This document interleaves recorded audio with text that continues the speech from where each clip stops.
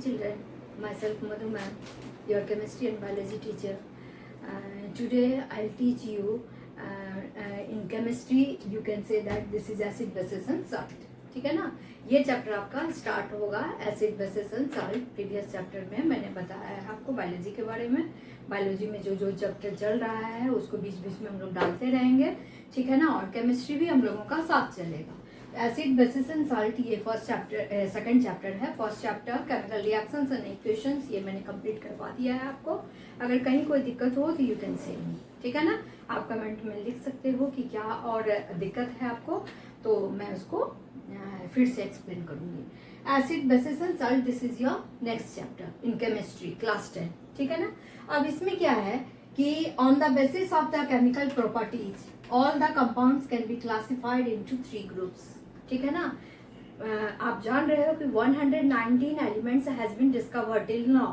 अभी तक में 119 एलिमेंट्स डिस्कवर हो चुका है, ठीक है ना। हो सकता है किसी बुक में 118 देता है, किसी बुक में 117 देता है, लेकिन जो भी एलिमेंट्स डिस्कवर हो चुका है वो क्या किए हैं कि एक दूसरे से रिएक्शन करने के बाद अपने स्टेबिलिटी को, ऑक्टेट को गेन करने के लिए या डुएट को गेन करने के लिए वो क्या है कि बहुत सारे कंपाउंड्स बनाए हैं।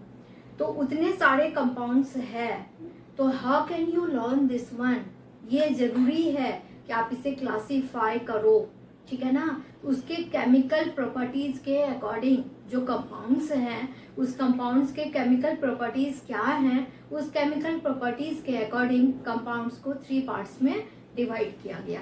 This is first one acid, second one base, third one salts, ठीक है ना। तो एसिड के बारे में आप ऐसे भी एवरीडे लाइफ में देख रहे हो कि जब आप लेमन जूस को टंग पे डालते हो तो आपको कैसा महसूस होता है, कैसा फील करते हो, टेस्ट कैसा आता है। तो आप देख रहे हो कि सार टेस्ट आता है, दैट मीन्स कि खट्टे होते हैं, ठीक है ना।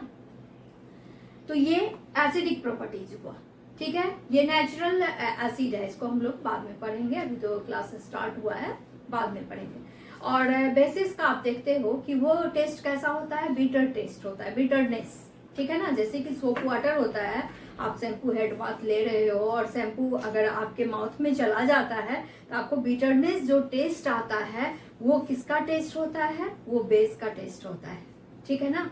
तो आप इसके अकॉर्डिंग कहोगे कि ये खट्टे हैं, ये बिटरनेस टेस्ट है इसका या जो भी है, तो सारे कंपाउंड्स को आप टेस्ट नहीं कर सकते हो। This is not good for your health. It may be कि वो पॉइजनस भी हो सकता है।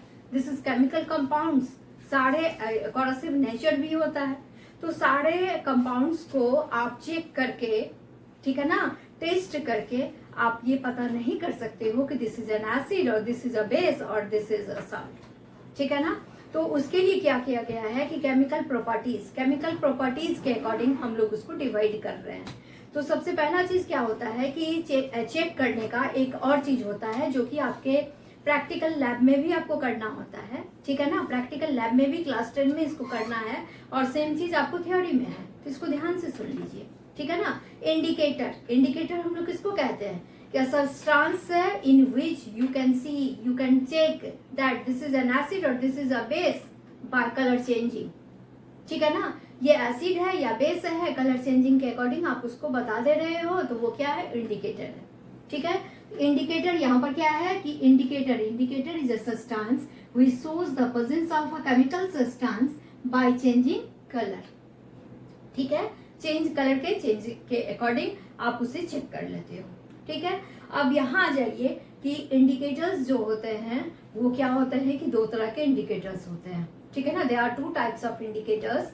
First one this is called natural indicator and second one this is called synthetic indicator. Natural indicator हम लोग किसको कहते हैं कि नेचुरल इंडिकेटर हम लोग कहते हैं किसको, लिटमस को, ठीक है ना। Litmus is a natural indicator, वो लीचेंस से मिलता है, थैलोफाइटा ग्रुप में ये है, ठीक है ना। लीचेंस आप नाम जानते हैं, सिम्बायोटिक रिलेशनशिप में ये रहते हैं, तो लीचेंस जो होता है वो उससे बनता है। और ओके, तो आप समझ गए कि लिटमस जो होता है दिस इज नेचुरल इंडिकेटर, ठीक है ना, जो लीचेंस से बना हुआ है। और मिथाइल ऑरेंज और फिनोप्थेलिन जो है ये क्या है आपका, methyl orange and phenolphthalein this is synthetic indicators, ठीक है ना। तो मिथाइल ऑरेंज ठीक है, ये लिक्विड के फॉर्म में है। फिनोप्थेलिन ये भी लिक्विड के फॉर्म में है, ठीक है। और लिटमस जो है ये लिक्विड के फॉर्म में भी है और आपके किस फॉर्म में है, पेपर के फॉर्म में भी आपको दिया जाता है। तो लिटमस के बारे में हम लोग बाद में देखते हैं, अभी पहले मिथाइल ऑरेंज और फिनोप्थेलिन के बारे में हम लोग देख ले रहे हैं। तो मिथाइल ऑरेंज आपको दिया हुआ है, ठीक है ना। और यहाँ पर क्या है कि मिथाइल ऑरेंज टेस्ट ट्यूब में आपने 2 टेस्ट ट्यूब लिया और 2 टेस्ट ट्यूब में मिथाइल ऑरेंज को डाल दिया, ठीक है ना। 2 टेस्ट ट्यूब में आपने मिथाइल ऑरेंज को डाल दिया और उसमें एक में ड्रॉपर से आप क्या कर रहे हो, एसिड। एसिड किसको कहते हैं, हाइड्रोक्लोरिक एसिड, सल्फ्यूरिक एसिड, कोई भी हो एसिड। एसिड लेकर आप क्या कर रहे हो, आपको नहीं पता है कि दिस इज एन एसिड, ये एसिड है, लेकिन क्या होता है कि वहां लैब में आपको एसिड, यही सब एसिड है, ठीक है ना। तो आपने ड्रॉपर से उस एसिड को किस में डाला, मिथाइल ऑरेंज में एक में डाला, ठीक है ना। और मिथाइल ऑरेंज में डाला, फिर दूसरे ड्रॉपर से आपने क्या किया, दूसरे टेस्ट ट्यूब में आपने क्या किया, कोई बेस डाल दिया, सोडियम हाइड्रोक्साइड बेस को डाल दिया। तो अब देखो कि मिथाइल ऑरेंज तो ऑरेंज कलर का था, अब इसमें क्या फर्क हो रहा है, तो मिथाइल ऑरेंज में एसिड अगर डाला रहा है तो वो रेड हो जा रहा है। Methyl orange gives red colour in acid solution, ठीक है ना। और मिथाइल ऑरेंज अगर आप डाल रहे हो किसमें, बेस में डाल रहे हो तो ये किस कलर का हो जाता है, येलो कलर का हो जाता है, ठीक है ना। दूसरा फिनोप्थेलिन है, 2 टेस्ट ट्यूब में आपने फिनोप्थेलिन ले लिया, एक में एसिड डाला, एक में बेस डाला। फिनोप्थेलिन का कलर क्या है, कलरलेस है, ठीक है ना।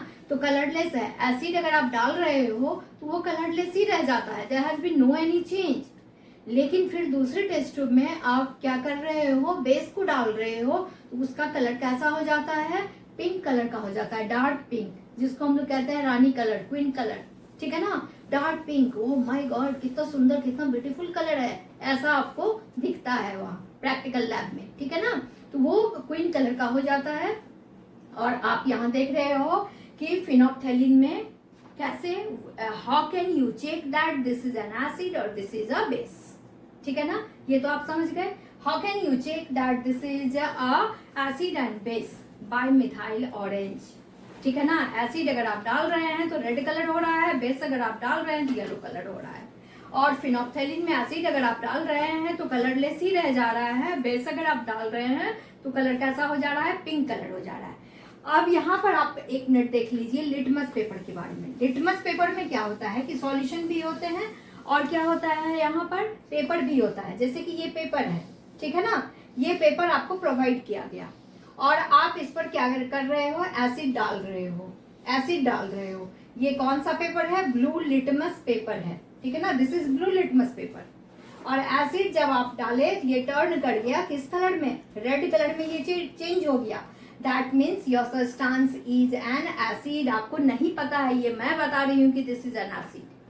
लेकिन अगर वो ब्लू कलर जो है, ब्लू लिटमस पेपर अगर रेड में चेंज हो जा रहा है, then after you can observe that this is an acid. ये क्या है, एसिड है।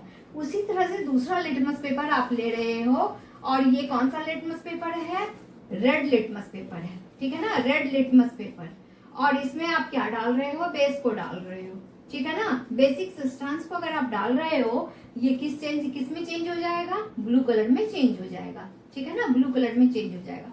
तो रेड लिटमस ब्लू में चेंज होता है, ब्लू लिटमस रेड में चेंज होता है, ठीक है ना। ध्यान से इसको थोड़ा सा सेट कर लेना है कि एसिड है, बेस है। How can you check that this is an acid और this is a base, you have provided 2 litmus paper.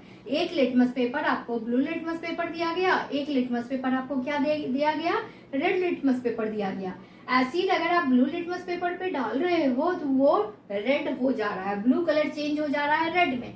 लेकिन उसी एसिड को अगर आप यहाँ डाल रहे हो, रेड लिटमस पेपर पे डाल रहे हो, तो there has been no any change, वहां कोई चेंज नहीं हो रहा है, ठीक है ना।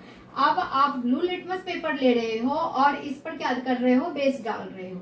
तो बेस डाल रहे हो तो ये क्या हो जा रहा है, रेड लिटमस पेपर आपने लिया है, बेस डाला है, ये ब्लू कलर में चेंज हो गया, ठीक है ना। लेकिन आप इस बेस को क्या कर रहे हो, इस पे डाल रहे हो, ब्लू लिटमस पे डाल रहे हो, तो there has been no any change. तो आप इंडिकेटर के बारे में जान गए कि इंडिकेटर से आप क्या देखते हो कि by colour changing we can observe that this is an acid और this is a base, this is called indicators. There are two types of indicator. First one natural indicator, second one synthetic indicator. Natural indicator में lesions है जो Thallophyta group का है, symbiotic relationships यहाँ होते हैं। और दूसरा क्या है, सिंथेटिक है इंडिकेटर, मिथाइल ऑरेंज और फिनोप्थेलिन है सिंथेटिक इंडिकेटर्स। दूसरा क्या होता है, ऑल्फैक्टरी इंडिकेटर्स। ऑल्फैक्टरी मतलब स्मेल, स्मेल से आप पता कैसे कर सकते हो ये एसिड है और बेस है। सपोज दैट आपके घर में ऑनियन है और ऑनियन का जूस आप बना लो, 2 प्लेट में आप ऑनियन का जूस बना लो, एक में एसिड डाल दो, ठीक है ना, कोई भी एसिड है उसको डाल दो, तो आपको ऑनियन का स्मेल बिल्कुल समझ में आएगा कि ऑनियन का स्मेल वहां लॉस्ट नहीं हुआ है, वो है। लेकिन दूसरा ऑनियन का जो जूस बना हुआ है उसमें आप बेस जैसे ही डालते हो तो ऑनियन का स्मेल वहां से क्या होता है, गायब हो जाता है, डिसअपियर हो जाता है, आपको ऑनियन का स्मेल नहीं मिलेगा। तो ऑनियन के स्मेल से भी आप पता कर सकते हो। अगर स्मेल से हम लोग पता करते हैं तो this is called olfactory, olfactory indicators. Smell से अगर पता कर रहे हैं तो this is called olfactory indicators, ठीक है ना। तो आज हम लोग इंडिकेटर्स के बारे में जाने। मेनली आपको जानना है litmus paper, blue litmus paper, red litmus paper, methyl orange, phenolphthalein, ठीक है ना, इतना ही जानना है। और नेक्स्ट क्लास में हम लोग आगे पढ़ेंगे अबाउट एसिड्स प्रॉपर्टीज के बारे में, ठीक है ना। Okay, thank you.